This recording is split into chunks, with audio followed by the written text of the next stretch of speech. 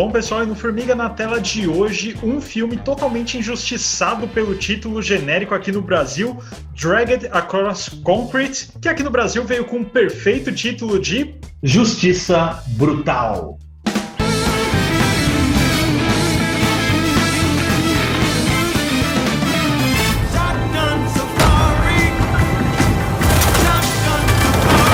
We have the skills and the right to acquire proper compensation.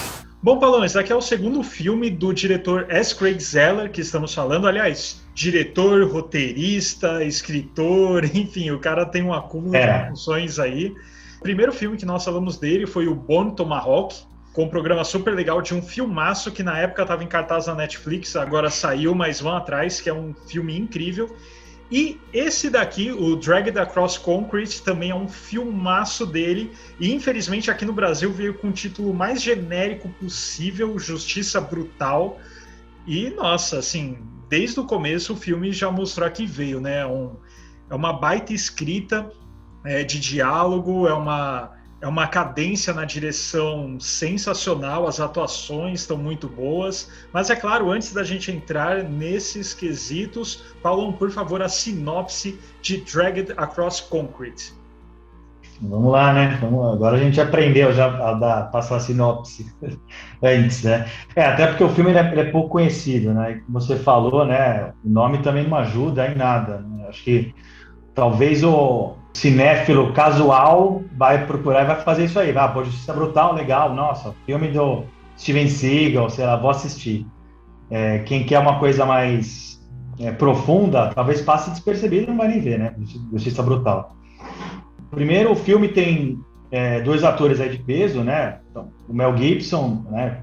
Conhecidíssimo, né? O Vince Vaughn também.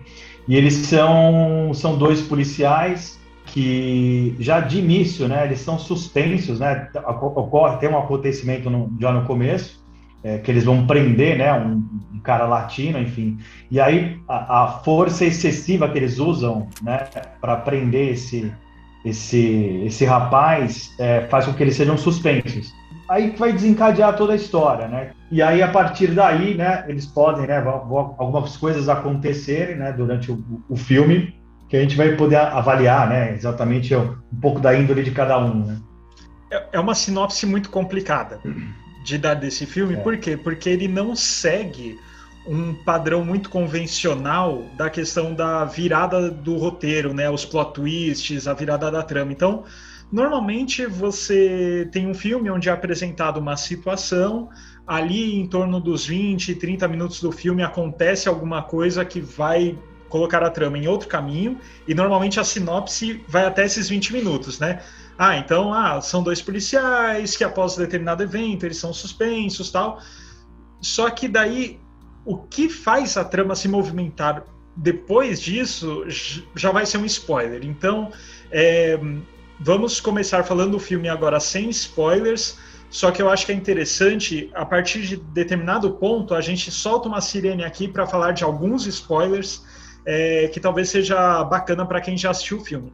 Mas caso você ainda não tenha assistido ao filme Justiça Brutal, Dragged Across Concrete, atualmente ele está disponível no catálogo do Prime Video, da Amazon, então corre lá, vale muito a pena, tá? Não vale a pena você tomar spoilers, tenha uma experiência completa e depois volte aqui. Mas, para a gente tentar convencê-lo de assistir esse filme sem entrar nos spoilers, acho que é interessante assim falar que se você não conhece a filmografia do Zeller, os 3 filmes que ele tem, ele dirigiu e escreveu também, então são filmes bem particulares dele, e ele tem uma escrita que remete muito a um ritmo de literatura. Não é à toa que ele também já escreve romances e tudo mais.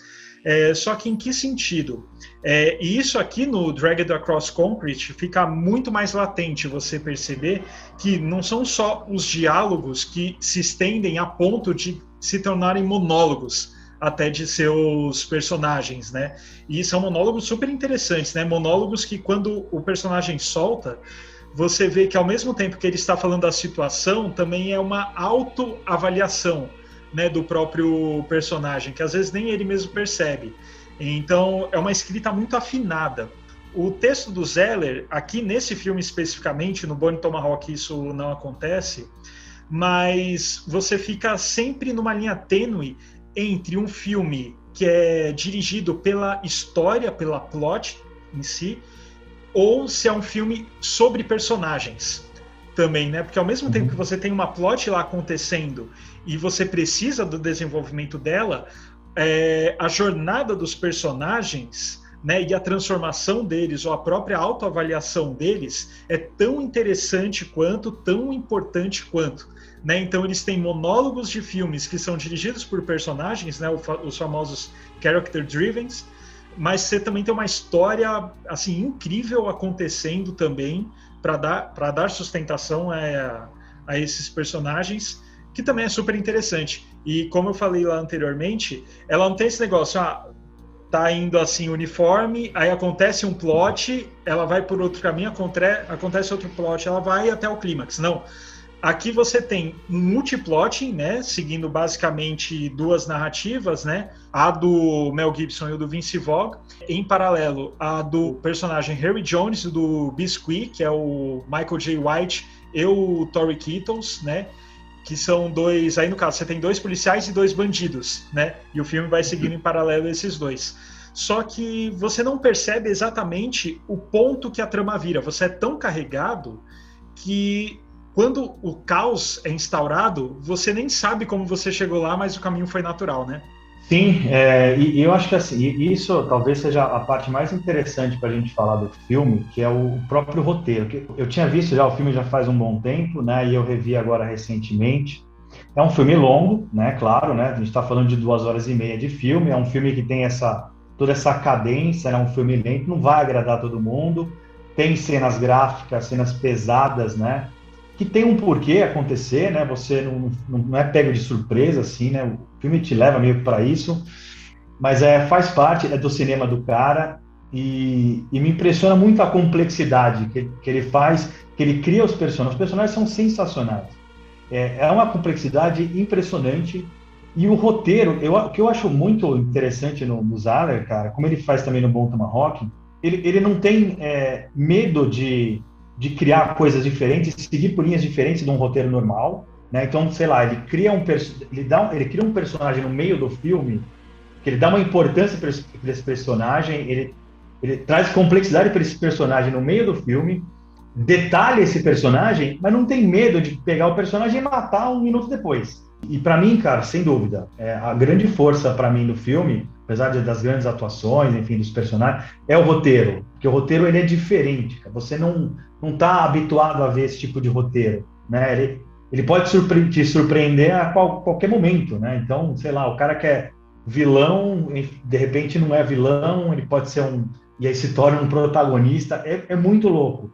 E assim, embarcar na ideia do filme, por mais que ele seja longo, você leva numa boa, assim, e toda essa cadência que é feita, né, durante o filme também, cara, passa, e é lindo ver essa cadência, né, o próprio, como você falou dos diálogos, são muito interessantes, às vezes até como a gente está falando, né, dos dois policiais, tem um pouquinho daquele diálogo meio Tarantino, sabe, de ter aquele alívio cômico, que às vezes é um pouquinho, que é engraçado que o cara fala, mas você vê só que aqui é trágico, né? É um trágico. Não é engraçado. Né? Até a construção dos personagens mesmo, né? Então você tem ali o Mel Gibson, né? Que ele tem ali a esposa dele, que é extremamente dependente do Mel Gibson, e ao contrário, você tem o Vince Vaughn, que é a esposa, não é a esposa, né? Na verdade, é a namorada dele. Ele é totalmente independente do Vince Vaughn. Então você tem uns contrastes assim de personagens que é muito legal, cara. Então é um tipo de filme que você precisa prestar bastante atenção para você pegar tudo, né, a riqueza que tem dentro desse filme. É um filmaço. Exato. Só para vocês que estão assistindo esse vídeo terem uma ideia dessa complexidade do roteiro, ele é complexo em que sentido? Porque ele passa tanta informação em pouco tempo, só que ele é esperto o suficiente para não passar essa informação de uma única maneira. Ele consegue construir uma mise-en-scène muito rica entre roteiro, direção, personagens. Então, a primeira cena tem um personagem do Harry Jones que ele acaba de sair da cadeia, aí ele tá fazendo sexo com uma mulher, depois eles começam a conversar, aí você percebe que ela é uma prostituta. E você percebe que ele tá com ela, assim, a primeira coisa que ele fez ao sair da cadeia foi se encontrar com essa prostituta.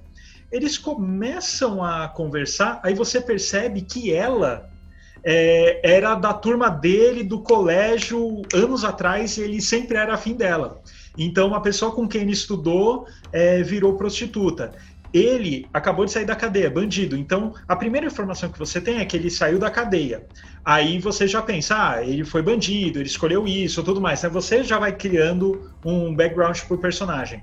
Aí você descobre que alguém que estudou com ele no mesmo ambiente acabou indo para essa vida. E você percebe com ela que assim, não foi, eu quero ser prostituta, foi uma necessidade. Então você percebe o quê? Na verdade, o universo em que esse personagem estava inserido meio que o levou a isso, né? Tipo, o ambiente em que ele estava o levou. E a próxima cena é ele se encontrando com a família, que é a mãe e um irmão mais novo. O irmão mais novo, ele tá paraplégico e, de acordo com os diálogos, você vê que ele não tá paraplégico por conta de uma doença, e sim uma pessoa o deixou paraplégico. E daí você vai descobrir lá na frente, lá no filme. E a mãe dele se tornou prostituta também. E começa a falar do pai, que o pai abandonou. Então, assim, tem todo um conflito familiar e de ambiente. Aí, quando você vai para o núcleo do Mel Gibson, isso não é um spoiler, tá, pessoal? Porque é bem no começo do filme. Ele tem a mulher, como você falou, é dependente dele, só que dependente porque ela também sofreu um acidente na profissão e ela tá com um problema na perna, ela teve que se aposentar forçada, ela era policial também. Ele tem uma filha. Então, assim, ambos esses personagens, o policial e o ex-presidiário, eles têm um paralelismo muito, muito forte, porque ambos têm uma família que depende deles, né?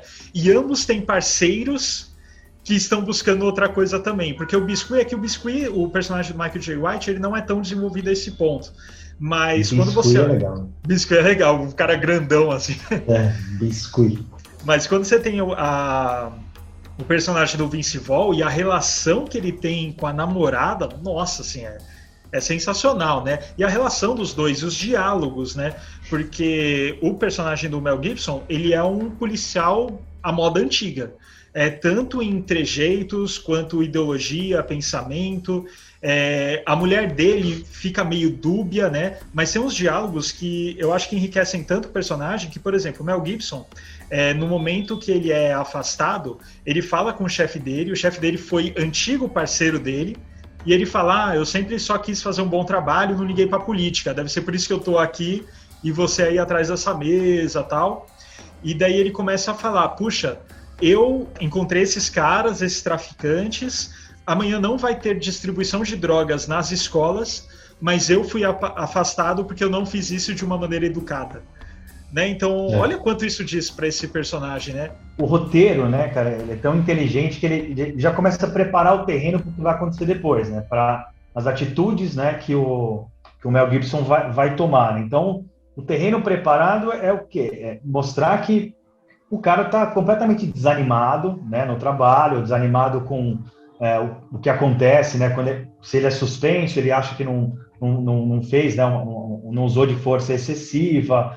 Mas aí você tem o chefe dele, que é o ex-parceiro dele, fala, pô, você como se fosse um loser, né? Você não conseguiu chegar onde eu cheguei. Então, assim, você vai ver, né? O cara vai entrando numa espiral de problemas, e aí chega em casa, tem o racismo, que é o bairro que ele tá morando, que é um bairro perigoso, a filha dele sofre um ataque. Então, ele vai aos poucos, por isso que é legal a cadência, é importante o filme ter 2 horas e meia, né? Porque ele vai te levando para você entender o porquê que o personagem do Mel Gibson vai fazer o que vai fazer. A forma como o roteiro prepara, né, para isso, que leva para o que vai acontecer, cara, é genial, assim, é muito, muito bem escrito. Bom, pessoal, a gente não tem como continuar essa conversa sem entrar em spoilers, então fica novamente o aviso. Caso você ainda não tenha assistido a esse filme, nós recomendamos muito que você pare esse vídeo, assista e depois volte para concluir esse papo conosco, tá bom? Então fique avisado. Arthur, por favor, sirene de spoiler. E o personagem, quando a gente está falando do Vince Vaughn, né? As frases também da namorada dele, que é bem impactante, que é uma hora que ela realmente verbaliza para ele, né? Não me engane, porque eu sou mais inteligente que você. São frases assim pesadas, né, para uma pessoa ouvir, enfim. Mas o Vince Vaughn, ele tem esse lado de conexão com as pessoas e que ele ama de uma forma forte, né, essa namorada dele e quer, né, casar com ela, né? Então tem os momentos que ele vai lá, ele compra lá o anel, né? E aí, mas ele fica com aquele medo, né, se ela vai aceitar ou não vai. Você já vai percebendo isso, né, que como ela é muito diferente, você já percebe que ela não dá o valor para ele, né? Não admira, né? Ele, talvez pelo que ele faz. E aí, no final, você vai ver esse link, né? Então, o link desse momento dele com ela, que é um momento, né, de discussão, e que você vê que ela se sente superior a ele, e ele querendo casar com ela, né? E no final, no momento extremamente triste, né? Últimos momentos dele, que é um momento desgraçado, né? O cara tá lá morrendo, ele ouve, né, o recado da esposa, que não aparece para nós, aparece na fala dele, como ele não se sente feliz com o que ele ouve, obviamente ela não aceitando, né, o pedido de casamento dele. Então, também é mais um momento desgraçado no filme, né, mas Não, que é extremamente complexo. E é porque, olha só que interessante, né? Um roteiro muito bom. O personagem do Vince Vaughn, ele estava lá com o Mel Gibson, ele foi suspenso e tal, mas ele, em vários momentos, ele atua quase como se fosse a consciência do Mel Gibson, né? Pô, cara, não faz isso, cara, melhor não sei o quê. E o Mel Gibson lá, cara, olha só o quanto a gente ralou, tudo mais. Você acha que a gente não merece? Vai deixar dinheiro com bandido? Pô, a gente merece um pouco também. E o Vince Vaughn, ele fala, poxa, realmente, eu preciso de dinheiro para impressionar a minha namorada, comprar o anel para casar. Ou seja, quando o Vince Vaughn aceita se juntar ao Mel Gibson nessa empreitada aí ao submundo, ele não aceita por ganância, por assim dizer. Até que o Mel Gibson, ele vai muito pela família, né? Ele quer tirar a família de lá. Só que o Vince Vaughn, você vê que assim, é muito mais pelo amor à namorada, pela lealdade que ele tem com o parceiro também, porque o Mel Gibson fica claro que, legal, tem a questão da família, mas ele também é muito ressentido dele não ter um status melhor em termos de salário e tudo mais. Tem até um diálogo dele, um monólogo dele, que ele fala, poxa, eu vou fazer 60 anos e eu estou no mesmo nível de quando eu tinha 27. Né? Então você percebe que ele tem uma coisa, até meio Walter White, né, do Breaking Bad, ele tem uma coisa dentro dele, não é só pela família. Já o Vince Vaughn, você vê que ele é um pouco, entre aspas, porque não tem heróis nesse filme, né, entre aspas, é um pouquinho mais nobre. Então ele entra nisso para surpreender a namorada, para se casar com a namorada. E daí, quando ele tá prestes a morrer, porque ele entrou naquilo, ele quer pelo menos ouvir um sim antes de morrer, e ele ouve não, então tudo aquilo foi 100% em vão. Né? Então isso é incrível. E assim, voltando a falar da cadência, né? Não só a cadência do roteiro, mas a cadência da direção e da movimentação dos personagens também é sensacional. Tem momentos em que a câmera fica parada em um personagem, o personagem fala de forma lenta, e a câmera não sai de lá, fica lá só para depois cortar, às vezes até um plano aberto, né? Principalmente quando tem aqueles bandidos todos cobertos, né? Fica uma câmera estática gravando eles de longe, mas tem um momento que me chamou muita atenção a cadência, que é um momento onde haverá uma troca de tiros, aí você já imagina que vai ter uma edição um pouco mais picotada, uma coisa mais dinâmica, e não, tá o Mel Gibson e o Vince Vaughn atrás de um carro, eles olham, aí falam, ó, o cara não tem ângulo para te acertar. Aí o Vince Vaughn se abaixa, arruma a arma, olha, mira, pá, um tiro. Aí depois, os outros tiros, né, do pessoal contra, pá, e não chegar nele. Então, assim, é uma demora que tem, né, uma cena longa, mas é aquele ritmo, assim, você... Tem várias maneiras de você gerar tensão no cinema, né? Às vezes você fazer um picote, vários closes, você fica automaticamente tenso. Só que às vezes essa lentidão também te deixa tenso. E também fala muito dos personagens. Pô, olha como eles são experientes. Os caras são lá ó, o cara não tem ângulo, vai lá. E o Mel Gibson sempre falando, 85% de chance disso acontecer. 50% de chance disso acontecer. E, de fato, acontece as probabilidades que ele fala, né? E, então, isso é muito legal. Uma cena de spoiler que eu queria falar, que você adiantou um pouquinho lá atrás, a questão dele aprofundar um personagem que aparece do nada e também desaparece de repente, né? No caso, a personagem da Jennifer Carpenter, né? Nossa, é sensacional. Sensacional. Bom, contextualizando, se vocês estão aqui, provavelmente vocês já viram o filme, né? Mas uma coisa que foi incrível, que quando ela apareceu, primeiro que é uma atriz que tem um nome, né? Então você já imagina que ela vai desempenhar um papel relativamente importante no filme, em termos de duração, né, da película. E daí você vê que ela é aquela mãe recente, que acabou de sair da licença maternidade e não está conseguindo se afastar do filho. Essa cena é maravilhosa, por quê? Porque ela está na porta de casa, o pai está ali atrás com o filho, e a luz da casa dela é uma luz quente, né? Um alaranjado para o avermelhado, super quente. E a câmera pega ela assim em primeiro plano, e o corredor, como se fosse um ponto de fuga, o corredor do prédio, e a luz é totalmente fria.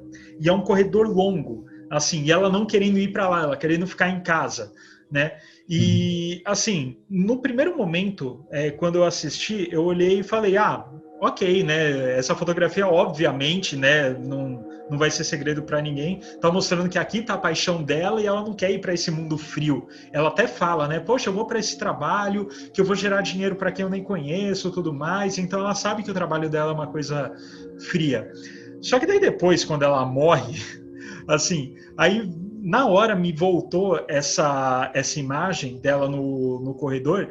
Aquele corredor é muito um corredor de um IML da vida, sabe? De um necrotério, assim. Então, foi muita dica da fotografia que eu só me toquei quando ela morre. Antes eu só achei que era uma questão de emoção. Não, já é a fotografia mostrando, ela tá morta já, né? E a cena do banco também é maravilhosa, né?